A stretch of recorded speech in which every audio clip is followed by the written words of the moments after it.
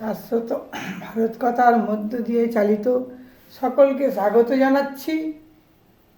শাশ্বত ভারত সংঘ, শ্রীরামকৃষ্ণ সারদাশ্রম, কাষ্টসাংরা দক্ষিণ পাড়া, খোসালপুর, আমতা, হাওড়া থেকে পরিব্রাজক স্বামী সত্যস্বরূপানন্দ বলছি।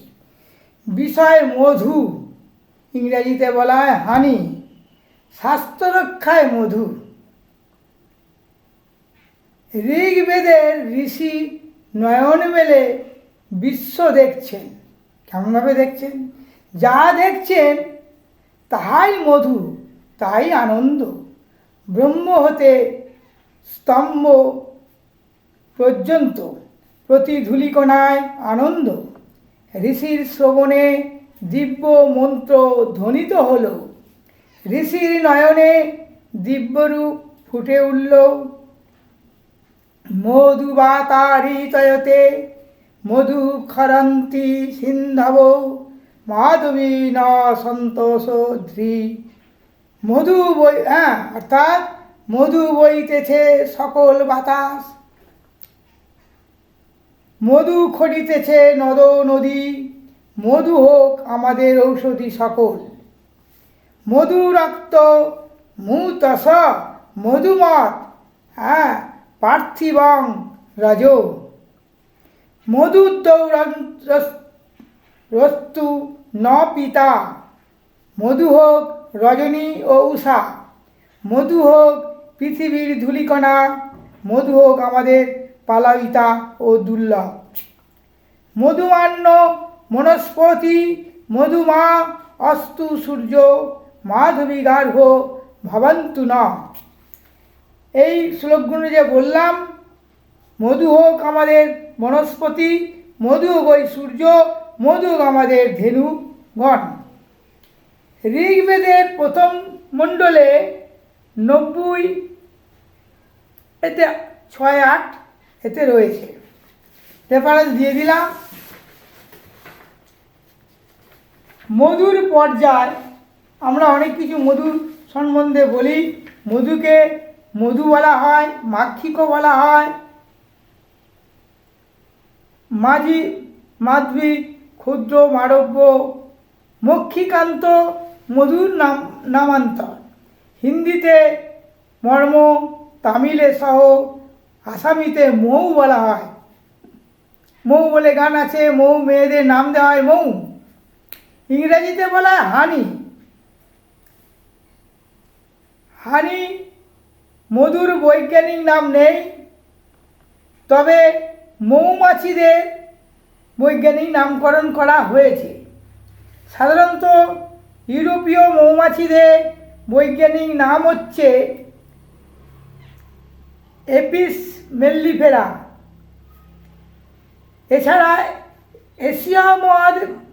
এশীয় মৌমাছির বৈজ্ঞানিক নাম বা সাইন্টিফিক নেম হচ্ছে এপিস কিরেনা।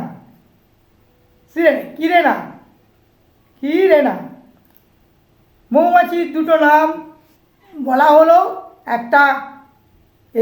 একটা নাম, প্রথম নামটা দেওয়া হলো এশিয়া মৌমাছি, ইউরোপীয় এশিয়া। তাহলে মধু হচ্ছে আমাদের পরিচয় দিচ্ছি মাক্ষিক, যথা ভ্রামর, ক্ষুদ্র, পৌত্রিক, ছাত্র, অর্ঘ, অধ্যলোক ও দাল। পিঙ্গল বর্ণ বৃহৎ মক্ষিকাকে আমরা মধুমক্ষিকা বলে। মাক্ষিক মধু সকল মধু হতে শ্রেষ্ঠ। সচরাচর যে সকল ভ্রমর দেখা যায় তাও কিন্তু অপেক্ষা কিঞ্চিত ছোট ভ্রমর কর্তৃক সঞ্চিত স্ফটিক তুল্য নির্মল মধুকে ভ্রামর মধু বলা হয়। কপিলবর্ণ শুক্র মক্ষিকাকে ক্ষুদ্র বলে, তৎকৃত মধু ক্ষৌদ্র বলে। ইহা কপিলবর্ণ। মশার মতো বা মশকের ন্যায় ক্ষুদ্রতায় অত্যন্ত পীড়াদায়ক এক প্রকার মধুমক্ষিকা বৃক্ষের তনু কোঠরে অভ্যন্তরে মধু সঞ্চিত করে। এরা মধুকে পৌত্তলিক মধু বলা হয়।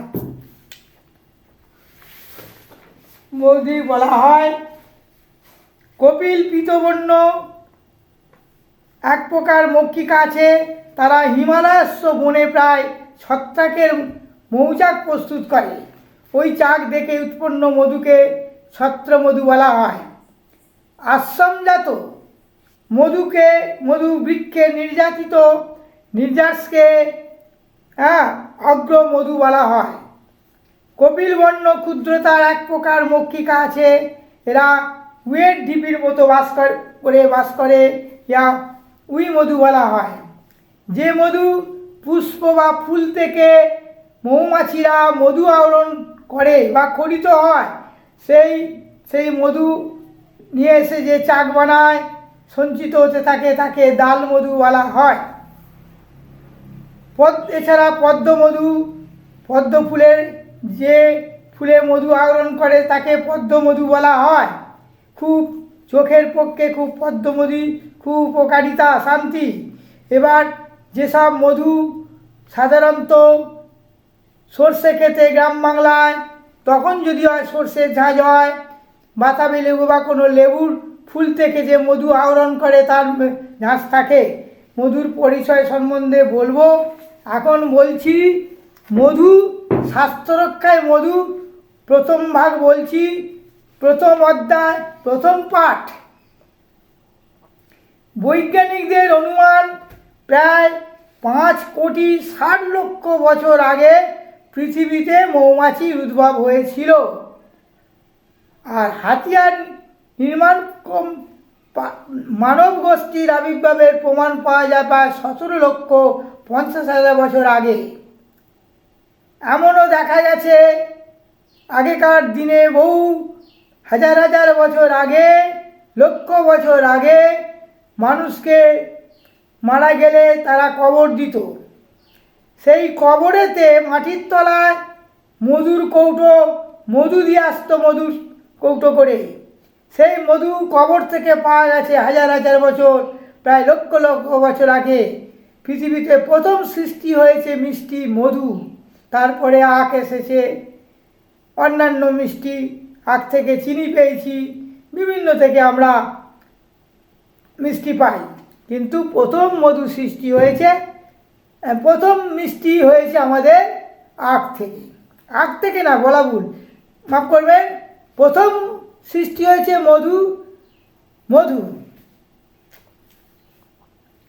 বিজ্ঞানীদের অনুমান মানুষ যে মিষ্ট স্বাদের সঙ্গে আমরা পরিচয় লাভ করি, আদিম যে গুহাবাসী মানুষ যেমন খাদ্য হিসাবে মধু খেত, তেমনি অন্ধকারে আলো জ্বালাতে তা হলো মোম।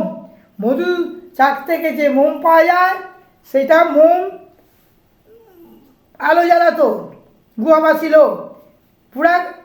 পুরাকালে এখনও তো মোমবাতি তৈরি, এখন আর্টিফিশিয়াল যদি বা মোম থেকে মোমবাতি পাওয়া যায়, কিন্তু তা আসল মোম নয়।